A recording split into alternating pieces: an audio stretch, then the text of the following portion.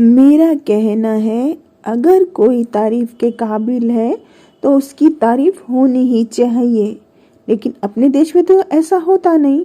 अगर आप दूसरों से अच्छा कर दो तो जो खुद को सम्माननीय लोग समझते हैं वही आपको काटने को पड़ जाते हैं, या उनके अंधभक्त अपनी भाषा की गरिमा को भूलकर उल्टा सीधा बोलने लग जाते हैं। वो सच्चाई को बिल्कुल स्वीकार नहीं कर पाते।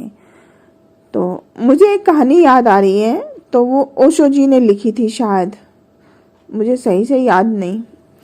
वो कहानी कुछ इस तरह से थी कि एक बच्चा एक बार दिया लेके जा रहा होता है, तो कोई उससे पूछता है कि तुम कहाँ जा रहे हो दिया लेके। तो वो कहता है कि मैं मंदिर जा रहा हूँ।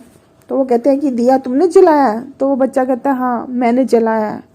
तो वो कहता है अगर दिया तुमने जलाया तो तुम्हें मालूम होगा, बता सकते हो कि ये रोशनी कहाँ से आ रही है? तो वो बच्चा ऊपर से नीचे तक वो सवाल करने वाले को देखता है और फूंक मारकर उस रोशनी को बुझा देता है। कहता है अभी आपके सामने रोशनी चली गई, बता सकते हो कहाँ चली गई?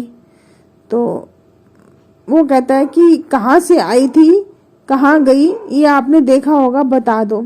तो सवाल वाला जिसने सवाल किया होता है वो कोई जवाब नहीं दे पाता। तो वो उस बच्चे के पैर छूने लग जाता है कि उसके पास कोई जवाब नहीं था। लेकिन कितने लोग ऐसे हैं जो सच को स्वीकार कर पाते हैं।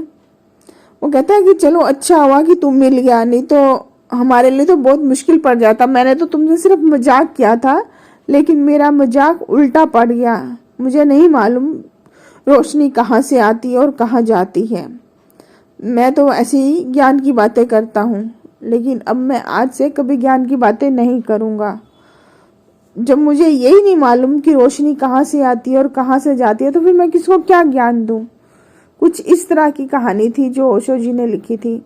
लेकिन आज अगर मैं कह देती हूँ कि आपके सम्माननीय लोग आप लोगों को गलत शिक्षा दीक्षा देते हैं, तो कोई इस बात को मानता नहीं। धर्म और शास्त्र, या तो आप धर्म और शास्त्र को सही कह सकते हो या खुद को सही कह सकते हो। कैसे?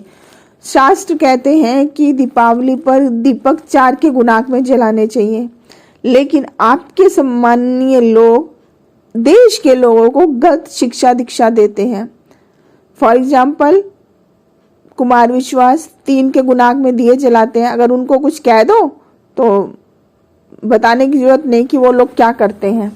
इसी तरह से अमिताभ बच्चन, उनको इतना नहीं मालूम कि जब आप धर्म कर्म की बात करते हो, पूजा अर्चना करते हो, तो जो नारियल होता है उसको लिटा कर रखा जाता है। बरसों से वो दूसरों को यही गलत शिक्षा देते हैं। पूजा अर्चना 2 धारी तलवार है। अगर आप सही से काम नहीं करोगे तो वो आपको फायदे के बजाय नुकसान भी पहुंचा सकती है। लेकिन कितने लोग ये समझाते हैं? क्या अमिताभ बच्चन ने कभी कहा किसी को कि बेटा मेरे यहाँ बरसों से तुम हाजिरी बजाने आते हो, इतना टाइम और पैसा जाया करते हो, वो एक एक पैसा भी अगर तुम लोग जोड़ो तो वो किसी इंडस्ट्री में काम आ सकता है, उसकी कोई इंडस्ट्री लग सकती है, कोई यूनिवर्सिटी बन सकती है, कोई स्कूल बन सकता है? नहीं।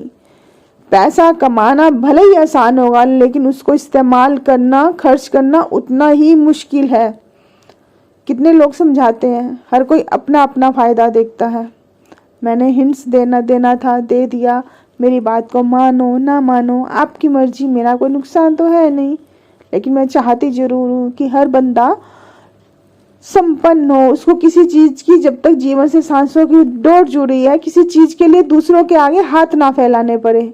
लेकिन ऐसा अपने देश के लोग नहीं चाहते। यहाँ तक कि आपके देश के प्रधानमंत्री भी, शास्त्र कहते हैं कि बर्तन नहीं बजाने चाहिए, इससे घर में दरिद्रता आती है, घर में कलेश होता है, आपसी लोगों में, अपने अपनों में ही मनमुटाव होता है। लेकिन अपने ही देश के लोग बजाते हैं क्योंकि प्रधानमंत्री कह रहे हैं। जो उन्होंने कह दिया वो सर्वविदित सत्य हो गया। उसके बाद फिर धर्म शास्त्र वास्त्र कोई मायने नहीं रखते, है ना।